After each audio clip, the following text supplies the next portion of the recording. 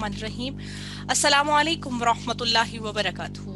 नहमदुहु व नुसल्ली अला रसूलिहिल करीम। अम्मा बाद फ़ाऊज़ु बिल्लाहि मिनश शैतानिर रजीम। बिस्मिल्लाहिर्रहमानिर्रहीम।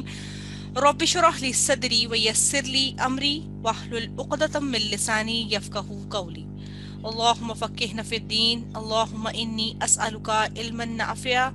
व रिज़्क़न तय्यबा व अमलन मुतक़ब्बला। रब्बना ला तुज़िग़ क़ुलूबना बाद इज़ हदैतना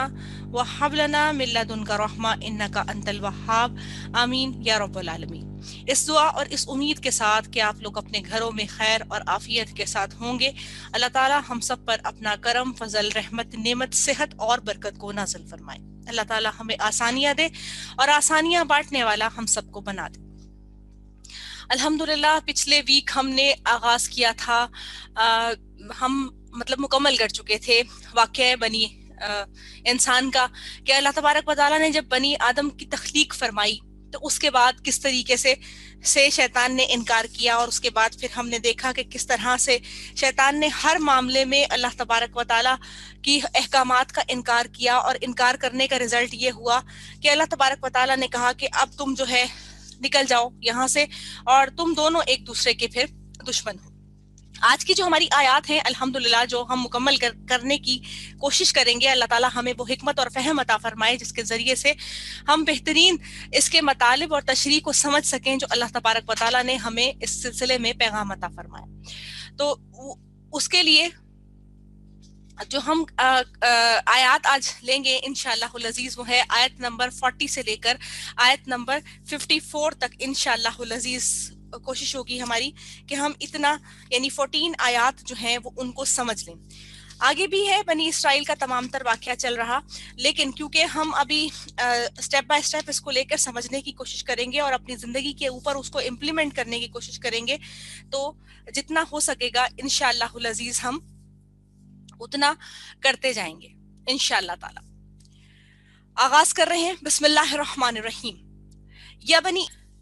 या बनी इसराइल उस्कुरू, ए बनी इसराइल याद करो, नियामती अल्लती उस नेमत को, अल्लती वो जो, अनाम तो इनाम की मैंने, अलैकुम तुम पर, वो अन्नी और बेशक मैं, फद्दलतुकुम बेशक मैंने फजीलत दी तुमको, अलल आलमीन तमाम जहानों पर। इस आयत मुबारका की डिटेल में जाने से पहले सबसे पहले जरूरी है कि हम कौमे बनी इसराइल जो है उसका जिक्र जो है वो समझ लें। यानी हमें थोड़ा सा बैकग्राउंड पता हो कि असल में बनी इसराइल, हम बार बार हम कुरानुल हकीम के अंदर बनी इसराइल का लफ्ज समझते हैं, पढ़ते हैं, असल में बनी इसराइल है कौन। बनी कहते हैं बेटे को, और इसराइल का लफ्जी मतलब है अब्दुल्ला का। हजरत याकूब अलैहिस्सलाम कि ये बेटे उनका लकब था, और हजरत इसहाक अलैहिस्सलाम के बेटे हजरत याकूब थे। अब आप इस चेन को समझने के लिए ऐसे समझिए कि हजरत इब्राहिम अलैहिस्सलाम दादा हुए, उनके बाद उनके बेटे हुए हजरत इसहाक अलैहिस्सलाम, और फिर उनके बेटे हजरत याकूब अलैहिस्सलाम। हजरत याकूब अलैहिस्सलाम की जो औलाद है उनको कौमे बनी इसराइल कहा जाता है। हजरत याकूब अलैहिस्सलाम का जो लकब था अब्दुल्ला, उसको इब्रानी जबान के अंदर इसराइल कहा जाता था। इसलिए उनकी जो तकरीबन जो औलाद थी उसको बनी इसराइल यानी इसराइल के बेटे कहकर मुखातिब किया गया। उसके बाद अल्लाह तबारक व तआला ने तो लफ्ज सब के लिए, उम्मत मुस्लिमा के लिए रखा मुसलमान का, लेकिन अब ये यहूदी कहाँ से आए। हजरत याकूब अलैहिस्सलाम के जो सबसे बड़े बेटे थे उनका नाम था यहूदा, और उनके अलावा दो और बेटों का नाम हमें पता चलता है सूरह यूसुफ के अंदर, एक हजरत यूसुफ अलैहिस्सलाम का और एक बिन्यामीन का। तो जो यहूदा जो उनके बेटे थे, बास कहते हैं कि उनके ऊपर भी अल्लाह रब्बुल इज्जत ने नबूवत जो है वो नाजिल फरमाई थी, तो उनकी जो औलाद थी वो आगे जाकर यहूदी कहलाई। इस तरीके से यहूदी कहा जाने लगा उनको। ये लोग असल में हजरत याकूब अलैहिस्सलाम के जो बेटे थे, उनका जो हजरत याकूब अलैहिस्सलाम का जो इब्तदाई मस्कन जो था ना, वो था फलस्तीन, कनान में वो रहा करते थे। तो उनके बेटे हजरत यूसुफ अलैहिस्सलाम जो थे, उनकी मिस्र माइग्रेशन के बाद जिस तरीके से उनको उनके भाइयों ने कुएं में डाल दिया था, और उसके बाद फिर उनको खरीद लिया गया गुलाम की फॉर्म में, और वो फिर मिस्र पहुंच गए। तो वहां पहुंचने की वजह से ये लोग जो बाद में जो है तमाम तर बनी इसराइली जो कौम थी वो मिस्र शिफ्ट हो गई थी। جب مصر یہ لوگ چلے گئے تو وقت کے ساتھ ساتھ انبیاء آتے بھی گئے ان کے درمیان، لیکن کیا ہوا کہ ایمان کی جو ہے ان کے اندر کمی ہوتی گئی، جس کی وجہ سے ان کو متعدد مشکلات کا سامنا کرنا پڑا، اللہ تبارک و تعالیٰ کے غیظ و غضب کا بھی یہ لوگ شکار ہوئے۔ اور پھر اس کے بعد اس وقت کا جو بادشاہ تھا فرعون، وہاں کے بادشاہوں کو یعنی مصر کے جو حکومت میں جو بادشاہ ہوتے تھے ان کو فرعون کہتے تھے، جیسے کہ روم کے بادشاہ کو کسرا کہا جاتا تھا اور فارس کے بادشاہ کو خسرو کہا جاتا تھا۔ تو اسی طریقے سے خسرو بھی اور کیسر بھی دونوں کہا جاتا تھا۔ اب اسی طریقے سے جو مصر کے جو بادشاہ تھے اس کو جو فرعون کہا گیا، تو اس نے ان کے اوپر بہت زیادہ ظلم و ستم کیا، قوم بنی اسرائیل کے اوپر۔ وہ عمارتیں بنانے کا بہت زیادہ دل دادا تھا، تو اس نے کیا ہوا، بنی اسرائیل کی جو قوم تھی اس کو اپنے غلام تو بنا رکھا تھا، تو وہ ان سے بہت بھاری کام لیا کرتا تھا اور عمارتیں بنوایا کرتا تھا۔ پھر اللہ رب العزت نے حضرت موسیٰ علیہ السلام کو مبعوث فرمایا اور ان کے ساتھ انہی کی دعا کے اوپر حضرت ہارون علیہ السلام جو ان کے بڑے بھائی تھے ان کو جو تھے وہ نائب نبی کے طور پر مبعوث فرمایا، لیکن صاحب شریعت جو تھے وہ حضرت موسیٰ علیہ السلام تھے۔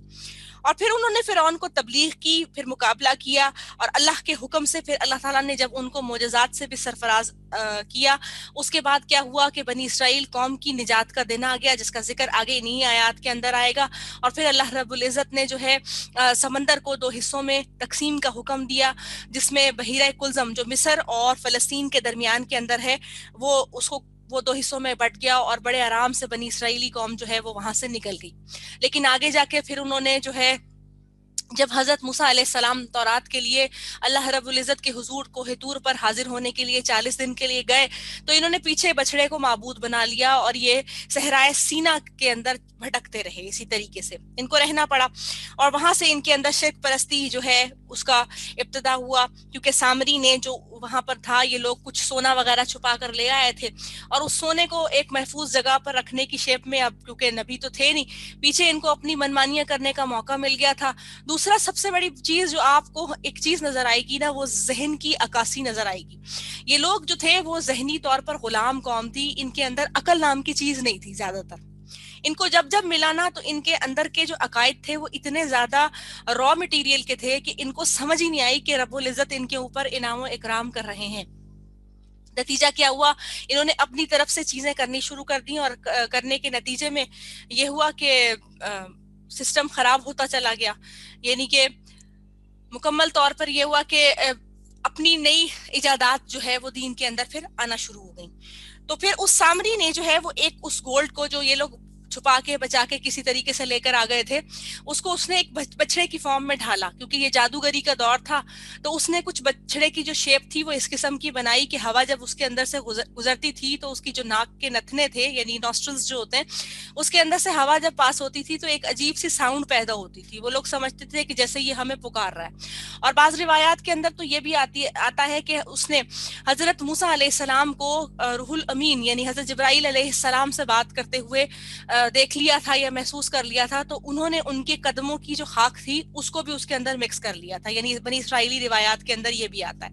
اور اس سے یہ ہوا تھا ایک جادو اور ایک معجزاتی جو چیز تخلیق پا گئی تھی، جس کے ذریعے سے جو ہے وہ جو فتنہ اس وقت کا تھا وہ ظہور پذیر ہو گیا تھا۔ اس کے بعد حضرت موسیٰ علیہ السلام آئے، ان لوگوں کو پھر اس کے بعد معافی ملی، اور پھر اسی طریقے سے وہ سلسلہ ان کا چلتا گیا، حتیٰ کہ موسیٰ علیہ السلام کے بعد بھی ان کی اولاد میں سے حضرت یوشع بن نون آئے، یعنی کہ اس کے بعد کیونکہ انبیاء کا سلسلہ بنی اسرائیل کے اندر طوالت سے چلا ہے، اور بنی اسرائیل کے جو آخری نبی ہیں وہ حضرت عیسیٰ علیہ السلام ہیں۔ بنی اسماعیل کے اندر صرف اور صرف ہمارے پیارے نبی صلی اللہ علیہ وسلم حضرت محمد مصطفیٰ صلی اللہ علیہ وسلم کو اللہ رب العزت نے مبعوث فرمایا، جو کہ حضرت ابراہیم علیہ السلام کی دعا بھی ہیں اور حضرت موسیٰ علیہ السلام کی جو ہے بشارت بھی ہیں، جو اللہ تبارک و تعالیٰ نے انجیل مقدس کے اندر ان کا ذکر بھی فرما دیا تھا احمد کے نام سے، سورہ صف کے اندر یہ آیات آتی ہیں۔ اور اس کے بعد پھر حضرت سلیمان علیہ السلام کا اور حضرت داؤد علیہ السلام کا ایک بہت بہترین دور آیا، جس کے اندر 100 سال تک حضرت سلیمان علیہ السلام کی حکومت رہی، اور اس میں یہ تھا کہ بنی اسرائیل کی حکومت جو تھی، یعنی کہ اس وقت ان کا اقتدار جو تھا وہ انتہائی عروج کے اوپر تھا۔ حضرت سلیمان علیہ السلام نے خود دعا فرمائی کہ اے رب العزت، جو تو نے مجھے یہ بادشاہت عطا فرمائی ہے، ایسی بادشاہت پھر کسی اور کو مت دیجیے گا۔ لیکن کیا اس کے ساتھ وہ انتہائی متقی ایک پرہیزگار انسان تھے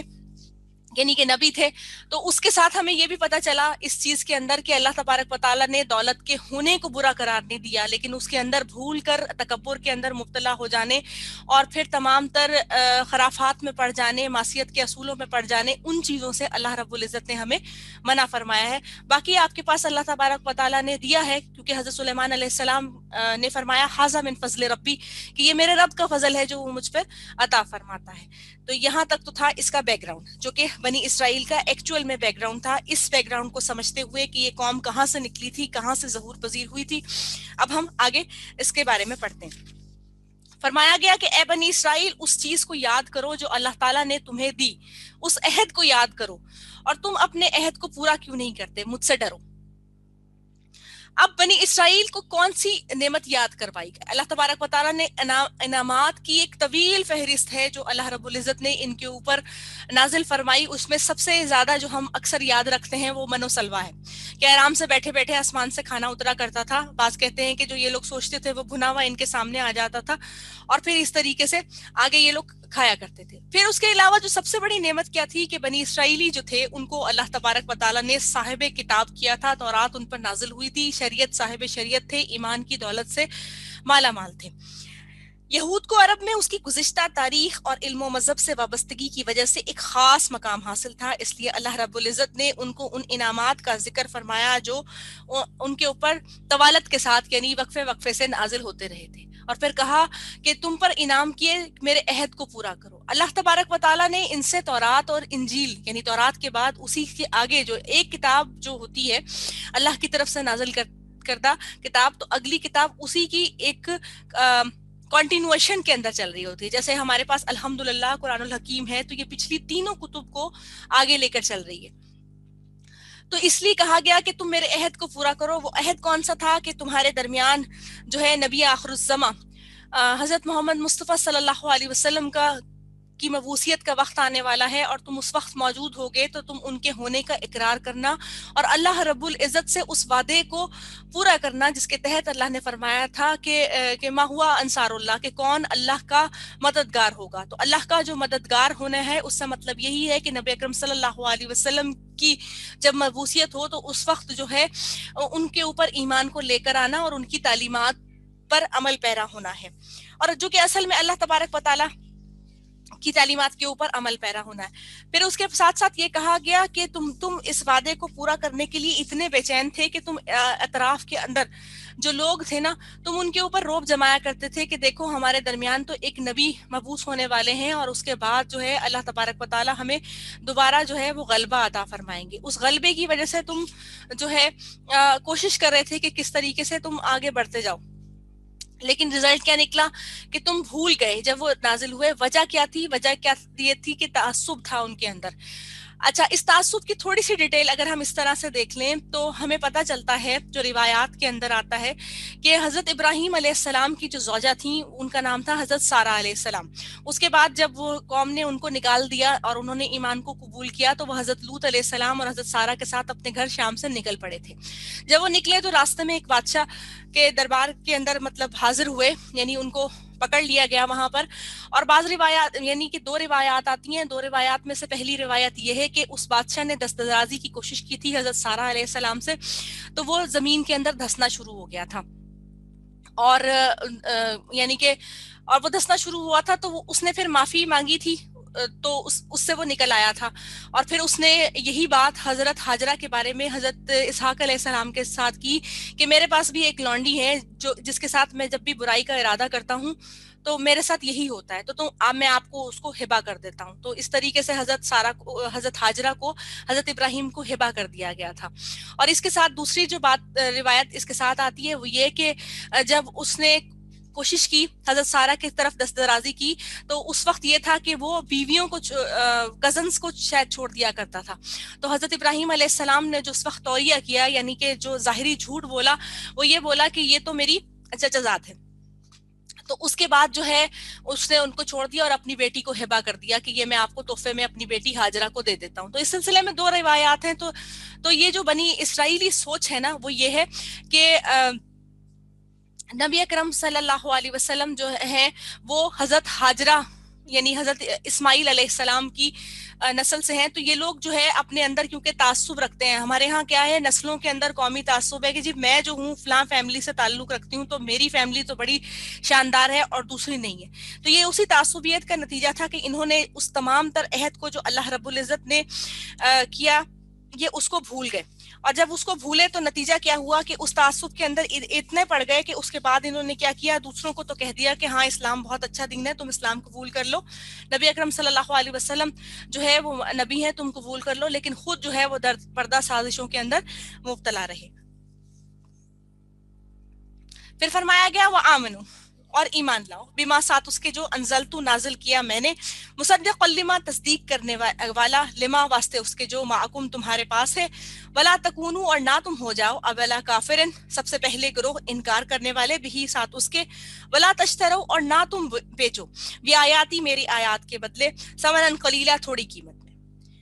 وَإِيَّايَ فَاتَّقُونَ اور پس چاہیے کہ مجھ سے ہی ڈرو. اللہ تبارک و تعالیٰ نے فرمایا کہ تم تو سچے دل سے، یعنی پہلا حکم ان کے لیے کیا آیا کہ تم تو صاحب ایمان ہو آلریڈی،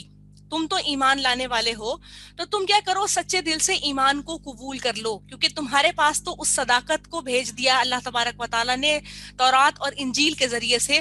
کہ اب جو ہے ایک نبی مبعوث ہونے والے ہیں، تم نے کیا کرنی ہے، ان کا عہد اگر تم پالو تو تم مسلمان ہو جانا. نبی اکرم صلی اللہ علیہ وسلم سے پہلے جو شریعت آئی وہ آئی حضرت عیسیٰ علیہ السلام کی، ان سے قبل آئی حضرت موسیٰ علیہ السلام کی. تو جو حضرت موسیٰ علیہ السلام کے دور کے اندر جنہوں نے حضرت موسیٰ علیہ السلام کے، سمجھ لیں آپ اس وقت کے اصحاب تھے، یعنی اصحاب عربی میں ساتھی کو کہتے ہیں، صاحب کی جمع ہے اصحاب اور اس کا مطلب ہوتا ہے ساتھی، جنہوں نے اس دور کو پایا اور وہ مسلمان ہو گئے، تو وہ اولین مسلمان اس وقت کے تھے. ہمارے پاس جو نبی اکرم صلی اللہ علیہ وسلم کے مبعوث ہونے کے بعد جو ہمارے پاس اللہ تبارک و تعالیٰ نے ایمان کا کرائٹیریا دیا، وہ اب یہ دے دیا کہ جو کوئی بھی عہد نبی صلی اللہ علیہ وسلم کو پاتا ہے، یعنی اس شریعت کے بعد جو کہ الحمدللہ تا قیامت رہی کی معاف کیجیے گا، جو تا قیامت رہنے والی ہے انشاءاللہ العزیز، تو اس میں جو ہے اب جو ہے نبی اکرم صلی اللہ علیہ وسلم پر اپنے گزشتہ نبی کے ساتھ ایمان لانا بے حد ضروری ہے. اور یہی ہوا تھا کہ حضرت عبداللہ بن سلام رضی اللہ تعالیٰ عنہ جو تھے وہ 2 شریعتوں پر ایمان لانے والے تھے، کہ وہ حضرت موسیٰ علیہ السلام کی شریعت پر مسلمان ہو کر یہودی عالم بھی تھے اس وقت کے، اور جب انہوں نے رسول اللہ صلی اللہ علیہ وسلم کو دیکھا اور تمام وہ شرائط جو کہ لکھا گیا تھا تورات کے اندر جن کا ظہور تھا، اس کو دیکھ کر انہوں نے آمنا و صدقنا کہا کہ میں ایمان لایا اور جو میں نے دیکھا وہ سب تمام تر سچ ہے، اور اس کے اوپر پھر وہ ایمان لے آئے. تو اب یہ کہا گیا کہ تمہارے اوپر جو کتاب اب تمہارے سامنے آئی ہے وہ تو تمہاری ہی کتاب کی تصدیق کرنے والی ہے، یعنی قرآن الحکیم کے اندر بھی حضرت موسیٰ علیہ السلام کا واقعہ جو ہے وہ جا بجا موجود ہے، بنی اسرائیل کا واقعہ موجود ہے. لیکن کیا ہوا کہ تم تو پہلے ہی سب سے پہلے بن گئے وہ لوگ جو کہ کیا کیا، جنہوں نے ایمان کو قبول نہ کیا اور کافر ہو گئے. کافر کا مطلب انکار کرنے والا، کفر کرنے والا، چھپا لینے والا. تو تم تو سب سے پہلے ہو گئے. اور پھر کہا گیا کہ میری آیات کو سستی قیمت پہ نہ بیچو. نعوذ باللہ، اللہ رب العزت کی آیات کو کون بیچ سکتا ہے اگر اس کا ہم ایسے ہی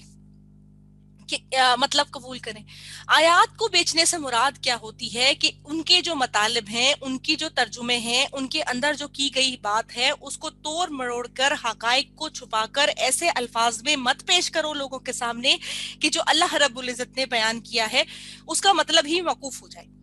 یعنی قرآن کے اندر اس عربک جو اس کی نازل ہوئی ہے اس کے اندر تو کوئی چینجنگ نہیں کر سکتا، لیکن کیا ہوا کہ تم ایسے نہ بن جاؤ کہ تم اس کے بالکل ہی منکر ہو جاؤ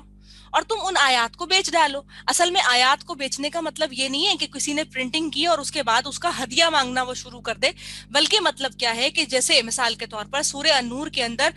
رجم کے جو کہا گیا ہے، اس رجم کی بات کو جو بتا دیا گیا کہ زانی مرد اور زانی عورت کو اتنے کوڑے لگائے جائیں گے، اس کے بعد کیا کیا ہم جو ہے اس کے اندر سے نئی کوئی جہت نکالنا شروع کر دیں. تو وہ کیا ہے، آیات کو نئے فارم کے اندر پیش کرنا ہے، کیونکہ حکم ربی اور حکم رسول کے بعد کوئی اور قانون پھر باقی بچتا نہیں. اب اس یعنی یہ میں نے آپ کو مثال دی اس کے سلسلے میں. تو انہوں نے کیا کیا تھا اس وقت آیات بیچنے کے سلسلے میں؟ انہوں نے یہ کیا تھا کہ انہوں نے نبی اکرم صلی اللہ علیہ وسلم کے جو ظہور کی آیات تھیں ان کو تمام کو چھپا لیا تھا، جن کے اندر نبی اکرم صلی اللہ علیہ وسلم کا جو جگہ تھی یعنی دار ہجرت جو تھی مدینہ، اس تک کا ذکر فرمایا گیا تھا. تو یہود نے کیا کیا، اس کو بھی انکار کر لیا، اور انکار کرنے کے بعد پھر جو ہے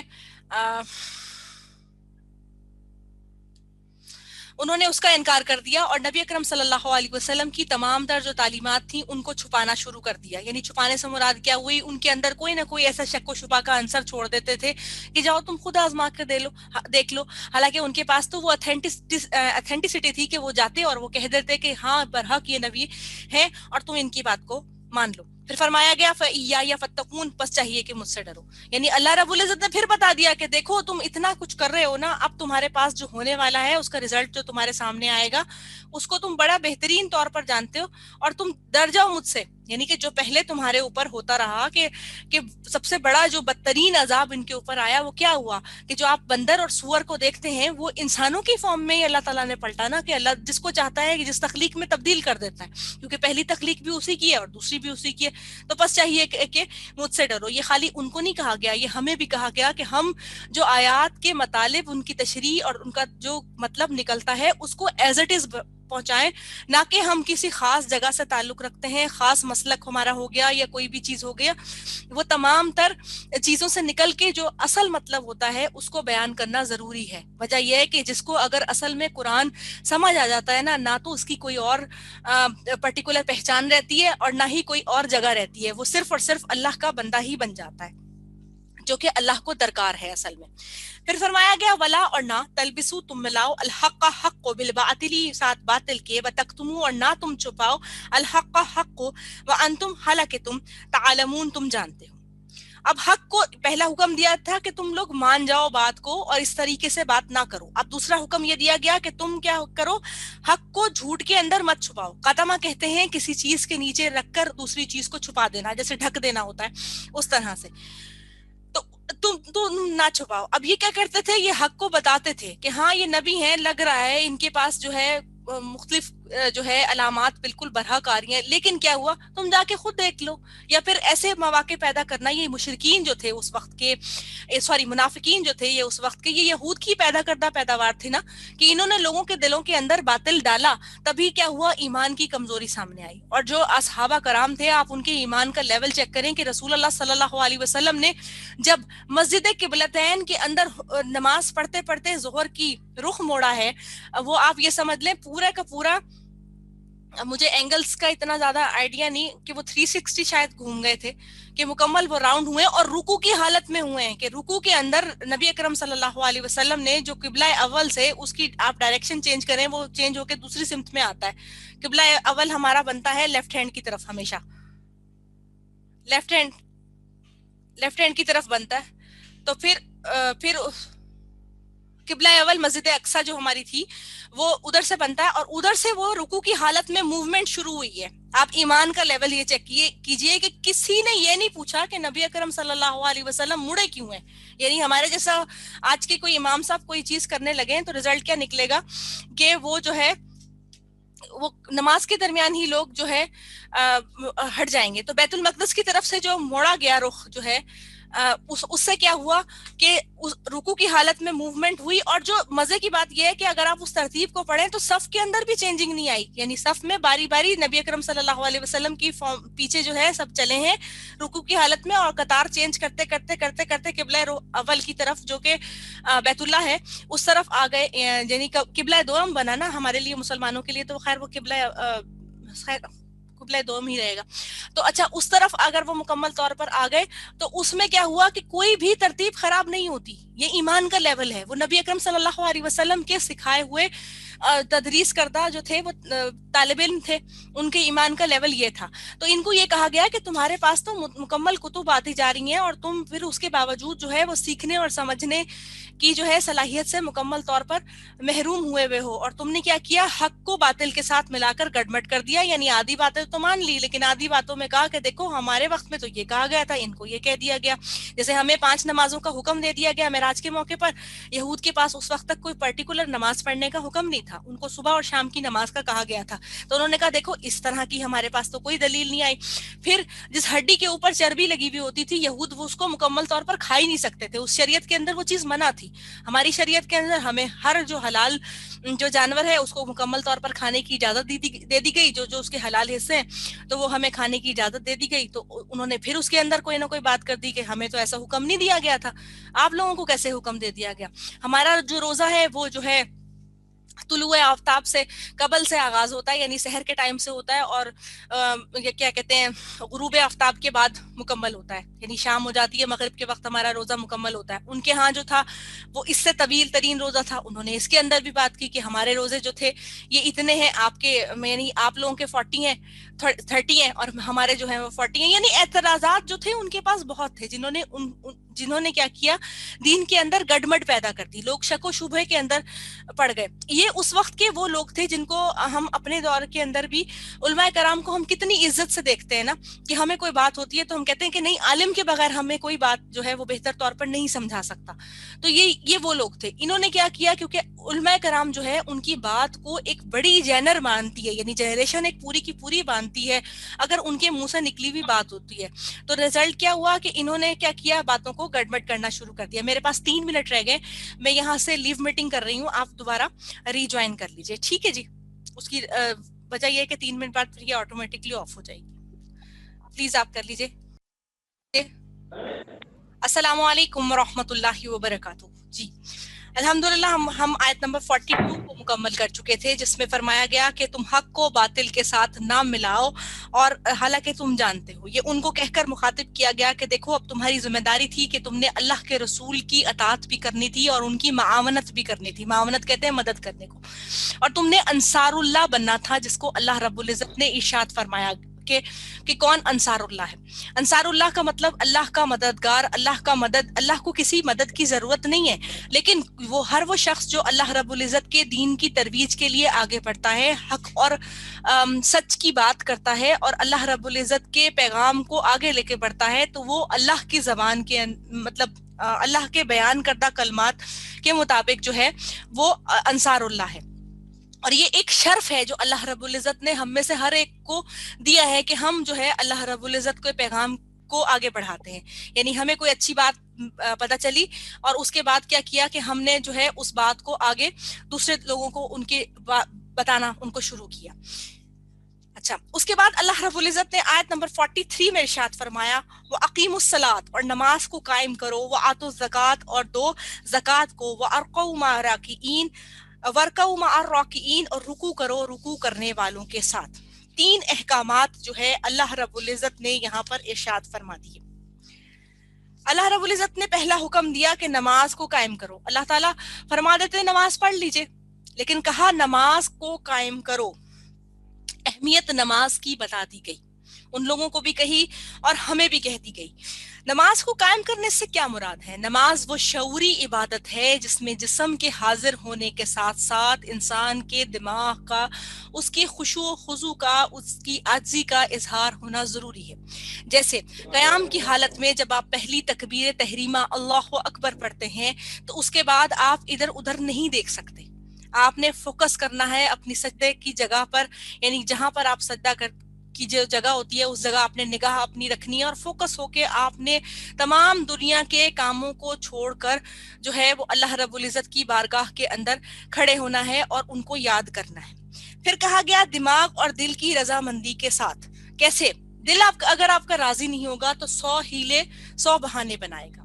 یعنی when there is a will there is a way, وہ والی کنڈیشن ہو جائے گی کہ جب آپ کا دل ہی نہیں کر رہا نماز پڑھنے کا تو آپ کہیں گے اب یہ کام کر لوں, اب دوسرا کر لوں, اچھا یہ کام رہ گیا, اچھا اس کو فون میں لانا رہ گیا, اچھا موبائل کے اندر تھوڑی سی چیٹ کرنا رہ گئی, یا کوئی بھی چیز رہ گئی. جب دل اور دماغ حاضر ہے, اللہ رب العزت نے توفیق عطا فرما دی الحمدللہ, تو اس کے بعد جیسے ہی اذان ہوتی ہے یا اس کے تھوڑی دیر کے بعد بھی آپ کیا کرتے ہیں, فوراً وضو کرتے ہیں اور نماز کے لیے چلے جاتے ہیں. نماز کے لیے 3 چیزوں کا ہونا بنیادی طور پر شرط ہے. सबसे पहला जगह का पाक होना, नंबर 2 जिस्म का पाक होना, और नमाज क्या है उसका वक्त होना बड़ा जरूरी है। यानी ये नहीं हो सकता हम इशा के टाइम पे फजर की नमाज पढ़ रहे हूँ और फजर के टाइम पे इशा की नमाज को अदा कर रहा हूँ। हाँ, मजबूरी और हालात के हिसाब से हम बाज़ औक़ात कज़ा नमाज अदा कर लेते हैं या कर लेते हैं, नमाजों को जमा कर लेते हैं, जैसे ज़ुहर और असर की नमाज जमा करके हमने पढ़ ली या मगरिब और इशा की हमने नमाज जमा करके पढ़ ली। वो हालात और वक्त के हिसाब से अल्लाह ताला ने हमें सहूलत दी है, लेकिन ये नहीं है कि इस चीज़ को मुकम्मल तौर पर क्या कर लिया जाए, हर वक्त के लिए मसूर बना लें और हम उस हिसाब से नमाज को अदा करें। फिर सबसे बड़ी बुनियादी जो चीज है कि अकीमुस सलात के अंदर एक चीज आती है, वो है नमाज की चोरी। अगर फजर के अंदर 2 रकात फर्ज है तो हम 4 नहीं पढ़ सकते ज्यादा खशियत गुजार बनकर, हमें 2 ही पढ़ना है। और वैसे भी फजर की नमाज के बाद जो है वो नफली नमाज का सजदा नहीं है, उससे पहले आप सुन्नत अपनी पढ़ चुके होंगे। अच्छा, उसी के साथ आपने जुहर के अंदर भी जितनी रकात आपसे मतलूब है उतनी ही आप पढ़ेंगे, असर में भी, मगरिब में भी और इशा में भी। नफली नमाज अपनी जगह वैलिड रहती है कि वो आपने पढ़नी ही पढ़नी है, यानी आप पढ़ सकते हैं तो आप पढ़ें, इसी तरीके से आप सुन्नत भी पढ़ सकते हैं। आप में से किसी का एक का भी ना स्पीकर ऑन है, जिसकी वजह से मुझे बीच में थोड़ी सी आवाज आ रही है, प्लीज बंद कर लीजिए। अच्छा, उसके साथ फिर क्या हुआ, अरकान नमाज की चोरी। एक तो ये हो गया कि जितनी नमाज है उतनी आपने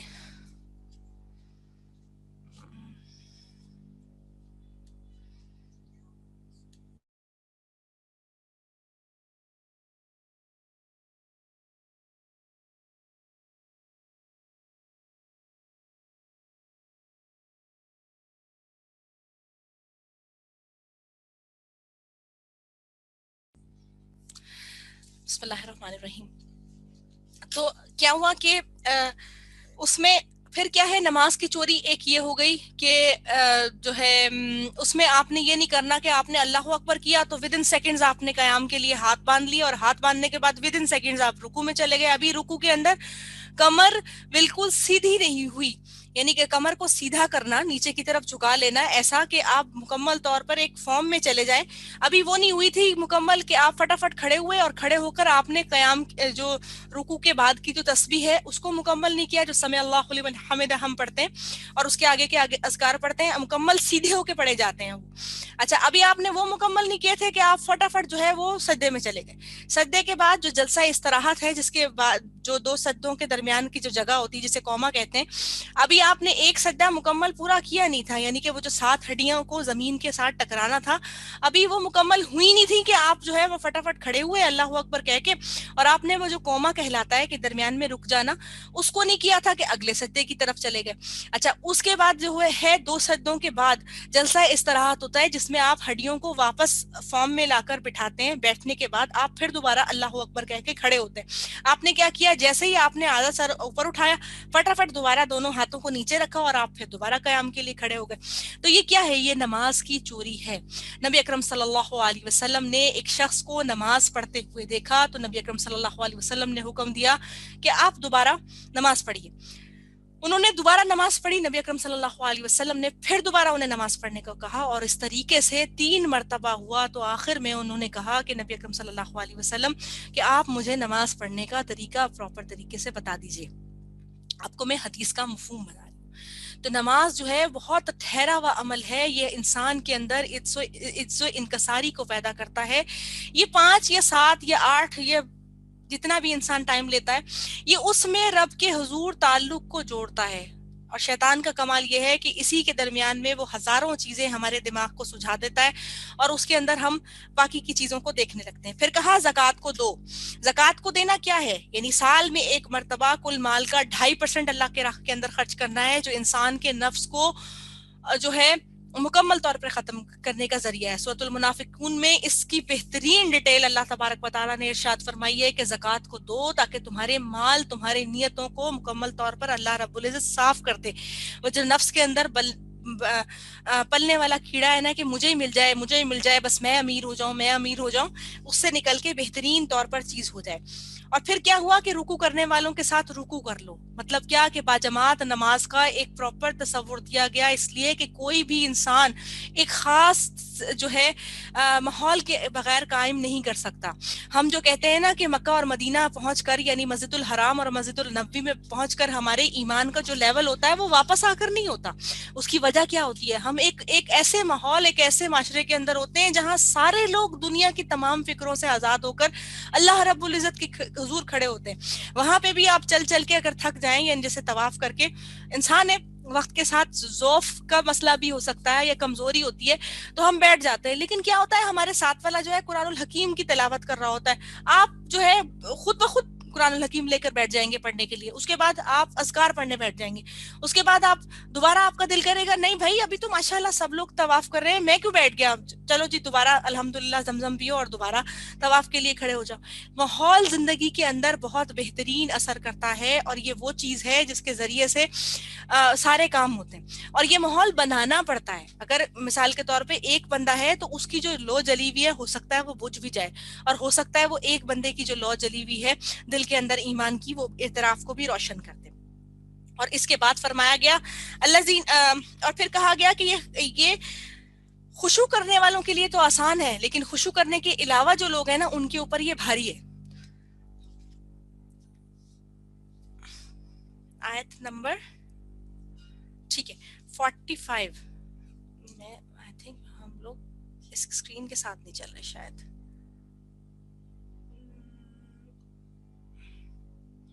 نہیں ٹھیک سوری میں غلط بول رہی ہوں. وارکو مارکین اور ان کے ساتھ کیا کرو نماز پڑھو. اور پھر اس کے ساتھ فرما دیا گیا اگلی آیت مبارکہ کے اندر اتامرون الناس، کیا تم حکم دیتے ہو لوگوں کو بالبری نیکی کا، وتنسون اور تم بھول جاتے ہو انفسکم اپنے نفسوں کو، وانتم اور تم یعنی کہ حالانکہ تم تتلون الکتاب کتاب کو پڑھتے ہو، افلا تاکلون کیا بھلا تم عقل نہیں رکھتے. یعنی اب اللہ تعالیٰ نے فرما دیا کہ دیکھو تم خود تو کتاب کو پڑھتے ہو تمہارے پاس ہے، لیکن کیا ہے کہ تم دوسروں کو تو تلقین کر دیتے ہو نیکی کرنے کی اور اپنے آپ کو بھول جاتے ہو، حالانکہ کتاب کا حکم تو برابر تمہارے لیے بھی ہے. ہوا یہ کہ یہ بہت زیادہ مثال کے طور پہ کوئی بہت پڑھ لکھ گیا اور اس کے بعد اس نے کہا کہ میں تو پڑھ لکھ گیا ہوں، اب مجھے تو سب سمجھ آ گئی، اب میرا کام ہے صرف لوگوں کو بتانا. اپنی ذات کو وہ بھول گیا، اپنی ذات کی اصلاح کرنا بھول گیا، ظاہری خط و خال میں حلیہ نظر آ گیا کہ میں بہت مسلمان ہوں، اور اندر کے اعمال جو تھے وہ سارے کے سارے وہ تھے جو کہ دنیا داری والے تھے. اب اس کے ساتھ ساتھ دنیا کو اللہ نے چھوڑنے کو نہیں کہا. آپ کو اگر اللہ تعالیٰ نے صلاحیت دی ہے جس کے حساب سے آپ کوئی ایسا کام کر سکتے ہیں جو کہ آپ کے دین کو فائدہ دے سکتی ہے، جس کے اندر آپ ان الفاظ کو کی پروجیکشن کر سکتے ہیں جس میں اللہ رب العزت کی بڑائی بیان کی جا رہی ہو، تو آپ ضرور کوئی ایسا عمل کر سکتے ہیں. لیکن کیا ہوا اس کے ساتھ ساتھ اگر صرف ظاہری لبادہ یہ ہو گیا کہ ہم دین والے بہت ہیں، لیکن مکمل طور پر موسیقی سے لے کے اور ہر چیز کے اندر اگر ہم پڑ گئے تو نتیجہ کیا نکلے گا کہ وہی حال ہو جائے گا کہ ہم نیکی کا حکم تو دیتے ہیں لیکن خود جو ہے اس پر عمل نہیں کرتے. رسول اللہ صلی اللہ علیہ وسلم نے موقع معراج کے اوپر کچھ لوگوں کو دیکھا کہ جن کی زبانوں کو کینچی سے بار بار کاٹا جا رہا تھا اور وہ دوبارہ زبانیں نکل آتی تھیں.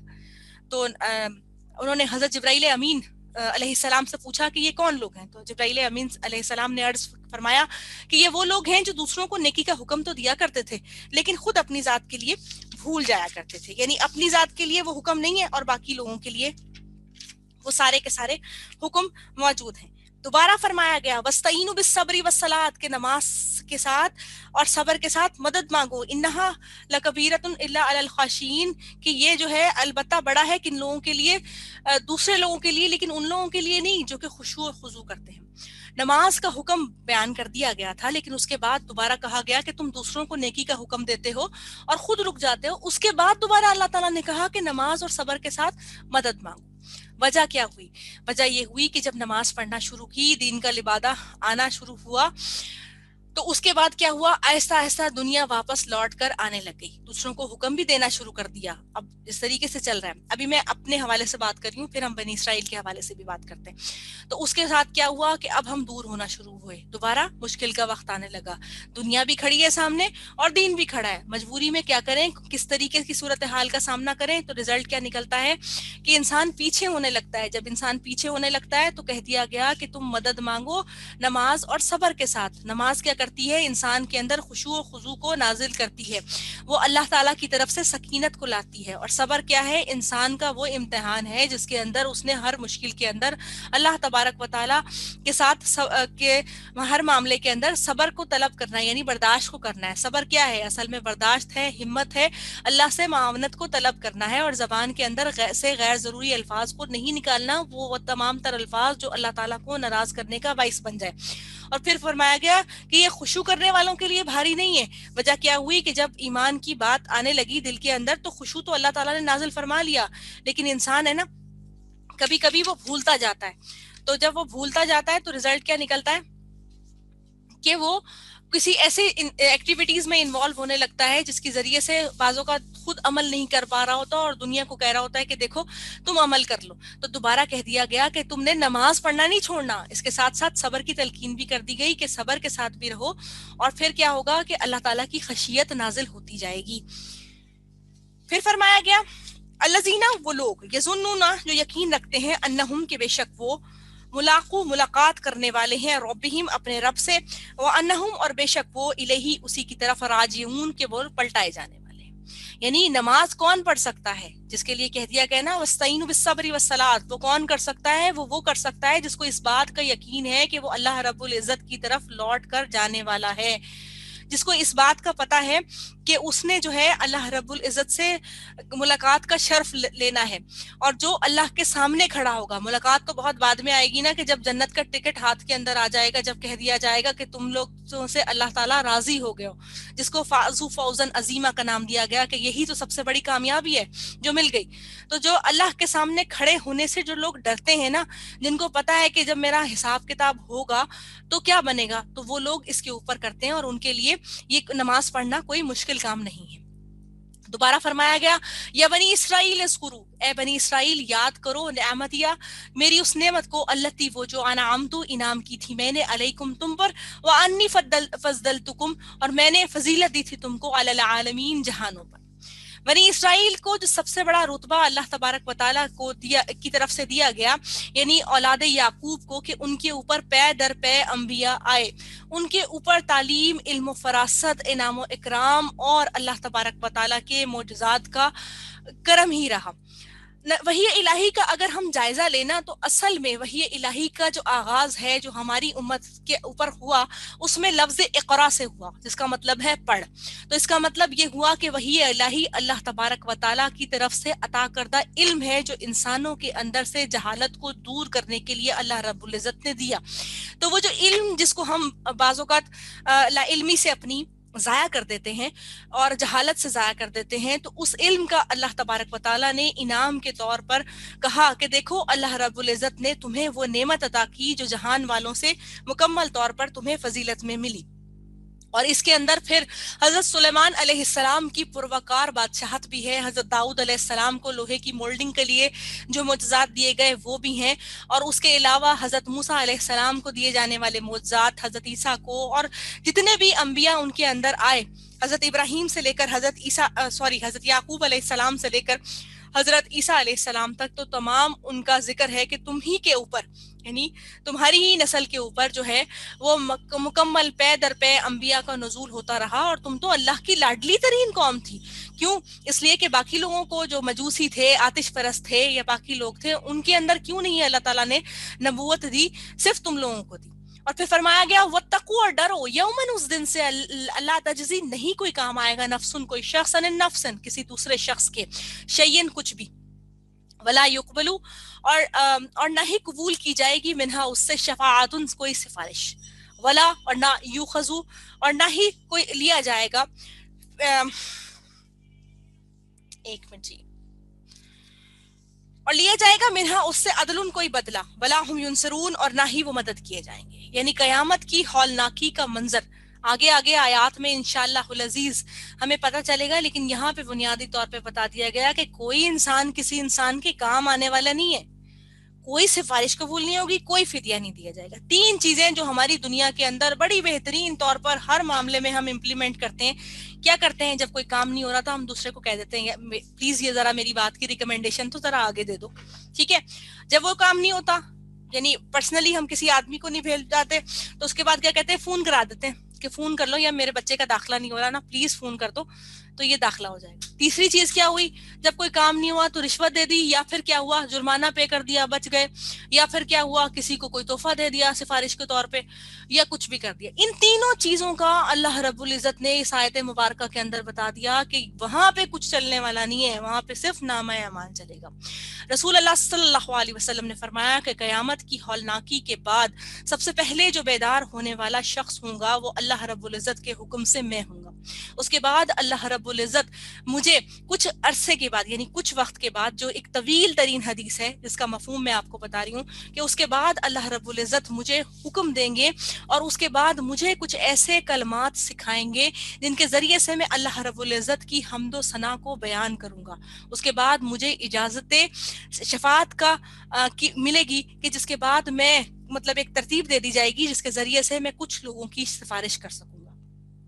تو یہ جو ہم نے اپنے ساتھ لگا لیا ہے نا کہ نبی کے امتی ہیں تو ہمارا تو پکا ٹکٹ ہے, اس کے بعد تو ہم کچھ کر ہی نہیں سکتے. دیکھیں وہ ہے اللہ رب العزت کہ جو ہمارے نبی ہیں پیر کامل حضرت محمد مصطفیٰ صلی اللہ علیہ وسلم, انہوں نے آخری وقت تک اپنی امت کے لیے دعا کی ہے, اور ان کی تو دعا کا عالم یہ تھا کہ وہ راتوں میں بھی صرف ہماری لیے ہی, ہم جیسے گناہگاروں کے لیے ہی اللہ سے مغفرت کو طلب کیا کرتے تھے. لیکن اس کے لیے ان کا ساتھ دینا تو ضروری ہے نا, جو انہوں نے اپنے غلام کو کہا تھا کہ جب انہوں نے کہا کہ تمہیں کیا چاہیے تو انہوں نے کہا کہ مجھے جو ہے جنت میں آپ کا ساتھ چاہیے, تو انہوں نے کہا سجدوں کی کثرت سے میری مدد کرو. یعنی جب ہم کسی کی سفارش کرتے ہیں تو ایمانداری کی بات بتائیں, دنیا کے اندر بھی تو ہم کہتے ہیں نا یار تمہارے بیٹے کی میں سفارش کر لوں, 10 میں سے 6 نمبر تو اس نے لیے ہوں نا, 10 میں سے 0 والے کی کیا سفارش میں کروں گا, اگلا مجھے موڑ دے گا, اگلا مجھے کہے گا یار اس کے نمبر تو دیکھو کیا ہے تم سفارش کرنے آ گئے, چلو یار 5 نمبر تو لیے ہوتے. یعنی اتنا عمل تو کرنا ضروری ہے, اتنا تقویٰ تو کرنا ضروری ہے. اس کے بعد جو ہے ہم آگے سمجھ لیں گے, امید رکھیں کہ نبی اکرم صلی اللہ علیہ وسلم کے اسوہ حسنہ پر ہم عمل کر رہے ہیں تو آگے ہمارے لیے آسانی کا باعث ہوگا. پھر فرمایا گیا وَإِذْ نَجَّيْنَاكُمْ, اور جب نجات دی ہم نے تم کو من آل فرعون, آل فرعون سے, یسومونکم, وہ تکلیف دیتے تھے تم کو, سوء العذاب, برے عذاب کی, یذبحون, وہ ذبح کر دیتے تھے, ابناکم, تمہارے بیٹوں کو, ویستحیون, اور وہ چھوڑ دیتے تھے, نساءکم, تمہاری عورتوں کو, وفی ذالکم, اور اس بات میں بلاؤن, آزمائش تھی, من ربکم, تمہارے رب کی طرف سے, عظیم, بڑی. دوسرا جو بہت بڑا اللہ نے انعام و اکرام نوازا بنی اسرائیل کے اوپر کہ اس وقت کا جو فرعون تھا اسے خواب میں نظر آیا کہ اسے بنی اسرائیلی ایک شخص نے قتل کر دیا. تو اس نے کیا کیا, اس وقت نجومیت کا دور تھا, تو اس وقت اس نے جو پتہ چلایا تو کہا جاتا ہے کہ 1 سال اس نے حکم دیا کہ بنی اسرائیل کے بچوں کو قتل کر دیا جائے اور دوسرے سال پیدا ہونے دیا جائے. اور دوسری روایت کے اندر آتا ہے کہ اس نے بنی اسرائیلی نسل کو ختم کرنے کا طریقہ یہ سوچا کہ 1 سال کے بچوں کو, لڑکوں کو پیدا ہونا دیا جائے اور دوسرے سال کو ختم ہونا چاہیے. حضرت ہارون علیہ السلام اس سال پیدا ہوئے جس سال جو ہے بچوں کی پیدائش کی اجازت تھی, یعنی لڑکوں کی پیدائش کی اجازت تھی. اور حضرت موسیٰ علیہ السلام اللہ کے حکم سے اس سال پیدا ہوئے جس سال نہیں تھی. سورہ طٰہٰ کے اندر کمپلیٹ ڈیٹیل آتی ہے کہ کس طریقے سے ان کی والدہ نے ان کو کس دل کے ساتھ جو ہے سمندر کے یا دریا کے سپرد کیا اور پھر وہ چھوڑ دیا انہوں نے اپنے بچے کو. تو اس کے بعد اللہ رب العزت نے یہاں پر احسان کو یاد دلاتے ہوئے کہا کہ دیکھو وہ تو تمہارے بیٹوں کو مار دیا کرتا تھا اور بیٹیوں کو زندہ رہنے دیتا تھا, اتنی سخت تمہاری آزمائش تھی. انسان کے دل کے اندر بیٹوں کی چاہ ہمیشہ سے رہی ہے کیونکہ اس نے اپنے ہونے والے بیٹوں سے اپنے آپ کو بہت سپیریئر سمجھا ہے نا, اس وجہ سے. دوسرے نمبر پہ کہ جب نسل کشی کی جاتی ہے نا, جس میں بیٹوں کو مار دیا جاتا ہے اور لڑکیوں کو چھوڑ دیا جاتا ہے, تو وہ ویسے بھی انسان کے لیے تذلیل کی بات بھی ہو جاتی ہے. وجہ یہ کہ جب بچیاں زیادہ ہو جائیں گی تو کیا ہوگا, برائی کا ایلیمنٹ جو شر ہمارے اوپر نافذ ہے تو وہ شر کا کام بھی لازمی بات ہے لے گا. بچیوں کی تعداد زیادہ ہونے سے غلط کاری کے اندر انوالو ان کو کرنے کی کوشش کرے گا. تو اس وجہ سے بھی کہا گیا کہ دیکھو تمہارے اوپر اللہ تعالیٰ نے کتنا بڑا احسان کیا کہ موسیٰ علیہ السلام کے ذریعے سے تمہیں جو ہے وہاں سے نجات دلا دی. اور پھر اس کے بعد اللہ تبارک و تعالیٰ نے فرمایا وَإِذْ وَعَدْنَا, اور جب وعدہ کیا ہم نے موسیٰ علیہ السلام سے 40 لیلۃ, رات کا, ثم اتخذتم العجل, پھر تم نے بنا لیا العجل, بچڑے کو, من بعدہ, اس کے بعد, وانتم ظالمون, اور اس کے بعد تم ظالم تھے. پھر اللہ رب العزت نے وہی اس واقعے کی طرف اشارہ فرمایا کہ تم نے کیا کیا موسیٰ علیہ السلام کو جب ہم نے تمہیں نجات دے دی اور تم صحرائے سین کے اندر آ گئے, سینا کے اندر, تو کیا ہوا کہ تم نے جو ہے پیچھے جو ہے وہ تمہارے ایک شخص نے بچڑے کو سے بچڑے کو بنا لیا اس تمام سونے کو مولڈ کر کے, اور پھر تم نے اس کی عبادت کو کرنا شروع کر دیا, تم نے بچڑے کو پوجنا شروع کر دیا اور تم ظالم لوگ بن گئے. حالانکہ اللہ نے تمہیں نجات دی, تمہاری اس نسل کشی کو روکا, تمہیں سکون کا ایلیمنٹ دیا, تمہیں آگے بڑھنے کا موقع دیا, تم لوگوں پہ انعام و اکرام کیا, اور موسیٰ علیہ السلام تمہارے لیے شریعت کو لینے کے لیے گئے تھے کہ تم سکون سے جو ہے عمل کر سکو, لیکن تمہارے اندر بدعملیاں اتنی زیادہ تھیں, ایمان کی حلاوت سے تم لوگ محروم تھے کہ تمہیں سب کچھ جو دیا جا رہا تھا, تم ایک غلام قوم تھے کہ کسی شخص نے تمہیں ایک راہ کے اوپر لگایا, تم اس کے اوپر لگ گئے, اور تم کیا تھے, ظالم لوگ ہو گئے. پھر فرمایا گیا ثم عفونا, پھر افونا پھر درگزر کیا ہم نے انکم تم سے, من بعد ذالک اس کے بعد, لعلکم تشکرون تاکہ تم شکر ادا کرو. پھر کیا کہا گیا کہ جتنے لوگوں نے شرک میں مبتلا ہوئے تھے ان کو قتل کا حکم دے دیا گیا کہ ان کو قتل کر دیا جائے تاکہ شرک جو ہے وہ نکل جائے. اس کے بعد سب نے جن کو قتل کرنا تھا ان کو قتل کر دیا گیا, اور اس کے بعد جو ہے وہ معافی کو طلب کیا گیا, اور اس کے بعد کیا کہا کہ جب اللہ تبارک و تعالیٰ نے معاف کر دیا, اور اس لیے اللہ نے معاف کیا کہ تم دوبارہ ایسا نہ کرنا, شکر کر لینا, شکر کر کے تم لوٹ آنا اس طرف. اور پھر آگے جو ایک اور نعمت دی گئی وہ کیا تھی, وَإِذْ آتَيْنَا مُوسَى الْكِتَابَ, اور موسیٰ علیہ السلام کو ہم نے کتاب عطا کی, وَالْفُرْقَانَ, اور فرقان یعنی فرق کرنے والی, لعلکم تہتدون تاکہ تم ہدایت پا جاؤ. یعنی یہ اس چیز کے لیے دی کہ تاکہ تم ہدایت کو پا جاؤ, فرق تمہیں پتہ چل جائے کہ حق اور باطل کے اندر اصل میں فرق کیا ہے. اور موسیٰ علیہ السلام کو کتاب اس لیے دی تاکہ تم صاحب شریعت ہو جاؤ, تمہارا دنیا کے اندر نام بھی ہو جائے, اور تمہیں حق اور باطل کے اندر پہچان ہو جائے, اور تم سیدھے راستے کو پا سکو. اور اس کے بعد پھر فرمایا وَإِذْ قَالَ, اور جب کہا موسیٰ علیہ السلام نے, لِقَوْمِهِ, اے میری قوم, یا قومی, اپنی قوم سے کہا, یا قومی, اے میری قوم, انکم, بے شک تم, ظلمتم, نفس کیا, ظلم کیا تم نے, انفسکم, اپنے نفسوں پر, باتخاذکم العجل, بنانے پر بچڑے کے, فتوبو, بس توبہ کرو, الی بارئکم, اپنے پیدا کرنے والے کے لیے, فقتلوا, تو قتل کرو, انفسکم, اپنے نفسوں کو, ذالکم, یہ بات, خیرکم, بہتر ہے, لکم, تمہارے لیے, عند بارئکم, اپنے رب کے یعنی اپنے پیدا کرنے والے کے لیے, فتاب علیکم, پھر وہ مہربان ہوا, علیکم, تم پر, انہو, کہ بے شک وہ, ہوا التواب الرحیم, وہ بہت توبہ قبول کرنے والا, نہایت رحم کرنے والا ہے. یعنی یہ وہی بات جو اللہ تعالیٰ نے فرمایا نا کہ پھر ہم نے درگزر کیا ان سے, اس کے بعد کہ تاکہ تم شکر ادا کرو. موسیٰ علیہ السلام کو اللہ تعالیٰ نے حکم دیا کہ جن لوگوں نے بھی شرک کی حلاوت کو اپنے دل کے اندر ڈالا تھا, یعنی اس سے اگلی آیات کے اندر آئے گا, فَأُشْرِبُوا, کہ وہ پلائے گئے, یعنی ان کی نس نس کے اندر اس شرک کی جو حلاوت تھی وہ دوڑ گئی تھی, جس کے بعد انہوں نے بچڑے کو معبود بنا کر اس کی آواز کے اوپر پوجنا شروع کر دیا. تو اللہ تعالیٰ نے حکم دیا کہ اب معافی اس صورت میں ملے گی جب ان لوگوں کو قتل کر دیا جائے گا. اور یہ کس لیے کیا گیا تھا, یہ اس لیے کیا گیا تھا کہ بعد کی جو نسل ہے نا اس کے اندر یہ بیماری ختم ہو جائے اس کے اندر سے. تو پھر اس اللہ تعالیٰ نے کہا کہ تم اپنے نفسوں کو خود قتل کر دو, اور پھر کہا گیا کہ پھر تمہارے رب کو تمہارے سے یہ درگار ہے, اس لیے کہ اس رب نے تمہیں اس اتنے بڑے عذاب سے نکالا ہے جو کہ تمہاری نسل کشی کر رہا تھا, تمہارے دل و دماغ کے اوپر حاوی تھا, اور یہ بات اللہ کو زیادہ پسند ہے. اور توبہ کرو, بے شک وہ توبہ قبول کرنے والا مہربان ہے. نفسوں کا قتل آج کیسے ہو سکتا ہے؟ نفسوں کا قتل آج ایسے ہوگا کہ جن چیزوں کے اندر ہم آج انوالو ہو کر رہ گئے ہیں ہم اس کو چھوڑ دیں. لازمی بات ہے, اتنی ہمت تو لازمی بات نہیں ہم کر پائیں گے کہ ہم اپنے آپ کو خود قتل کر دیں, اور خودکشی ہمارے مذہب میں حرام بھی ہے. لیکن کیا ہوا ہے, جو یہ بات کی گئی کہ اب جو ہے کیا کہتے ہیں, یہ چیز رکھ دی گئی کہ اب جو ہے تم اپنے نفسوں کو قتل کر دو. مراد کیا کہ ان تمام تر چیزوں کو جن شرک کے اندر تم انوالو ہوئے ہو ان کو چھوڑ دو, اور چھوڑنے کے بعد توبہ کر لو. شرک ہمیں نظر نہیں آتا لیکن ہمارے ارد گرد کہیں نہ کہیں موجود ہے. کیسے موجود ہے کہ ہم بہت ساری باتوں کو اللہ رب العزت کی طرف موڑنے کی بجائے لوگوں کی طرف موڑ دیتے ہیں.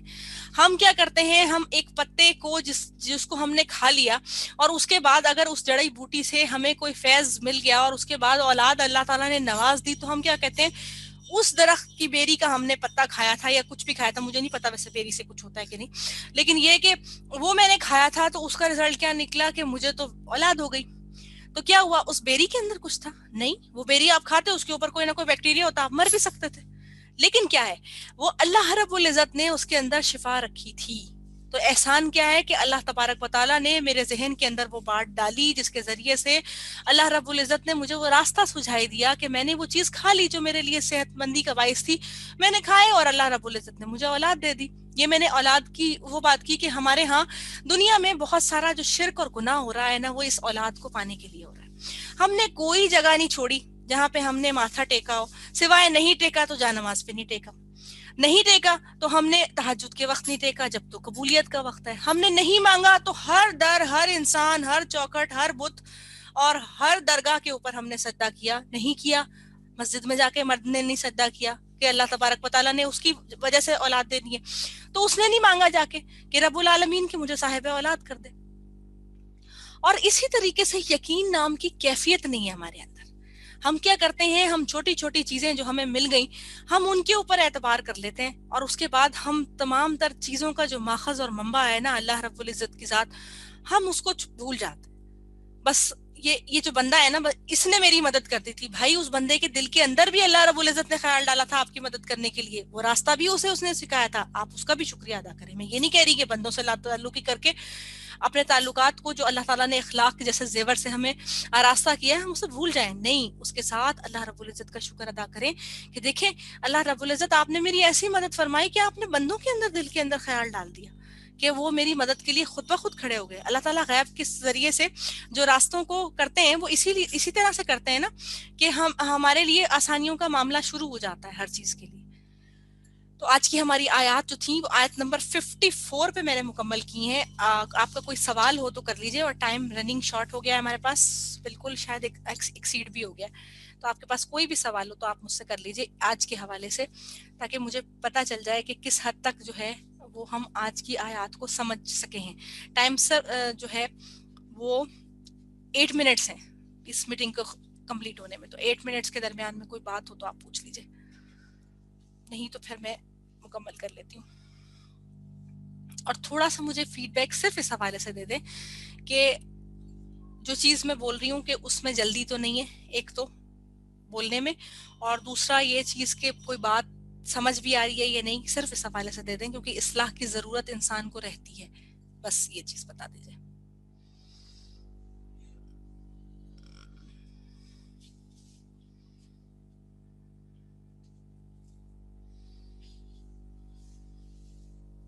تو پھر میں یہ سمجھوں کہ when there is no news is always a good news. چلیں جی، اللہ تبارک و تعالیٰ ہم سب کا حامی و ناصر ہو، ہمیں سیکھنے اور سمجھنے کی صلاحیت عطا فرمائے، اور اللہ رب العزت اپنے حضور سے ان الفاظ کو ذہن کے اندر اور زبان سے جاری کر دے جن کے ذریعے سے ہم جو ہے قرآن کی اصل روح کو جو ہے وہ سمجھ سکیں. جزاک اللہ خیر جی. تو ہم اس کے اصل مطالب اور اس شعور کو ہم جو ہے، شکریہ جی، بہت بہت شکریہ. میرا مقصد یہ چیز نہیں تھی کہ آپ پریزنگ ایلیمنٹ کی طرف نہیں آ رہے تو میں آپ کو ذرا ڈریگ کر کے اس طرف لے کر آؤں، نہیں، وہ بالکل نہیں تھا. بعض اوقات یہ ہوتا ہے کہ انسان اپنی روانی کے اندر بول رہا ہوتا ہے تو کوئی ایسی چیز ہوتی ہے جو کہ نہیں وہ بتا پاتا، تو صرف اس کے لیے کہا تھا. اللہ رب العزت ہم سب کے لیے آسانی کرے. اللہ رب العزت مجھے معاف فرما دے کہ اگر میرے منہ سے کوئی بات ایسی نکل گئی ہو جو کہ اللہ کی بارگاہ کے اندر ناراضگی کا باعث ہو، تو اللہ تعالیٰ مجھے اس کے لیے معاف فرما دے، اور جو چیز میں نے بتائی ہو اللہ تعالیٰ ہم سب کے ذہنوں کے اندر اور دلوں کے اندر راسخ فرما دے، اور اللہ تعالیٰ ہمیں نماز جیسے اولین جو فرض ہے اس کو خوش اسلوبی سے ادا کرنے کی صلاحیت عطا فرما دے، اور توفیق بھی دے دے کہ ہم اول وقت کے اندر نماز کو ادا کر لیں. تو مکمل کر لیتے ہیں یہاں پر دعا کے ساتھ. اللہم ارزقنی یتفکرا وتدبرا بما یتلوہ لسانی من کتابک والفہم لہ والمعرفۃ بمعانی والنظر فی عجائبی والعمل بذلک ما بقیت انک علی کل شیء قدیر. سبحانک اللہم وبحمدک نشہد ان لا الہ الا انت نستغفرک ونتوب الیک. السلام علیکم ورحمۃ اللہ وبرکاتہ. انشاءاللہ العزیز زندگی بخیر رہی تو اگلے ہفتے ملاقات ہوگی. اللہ حافظ.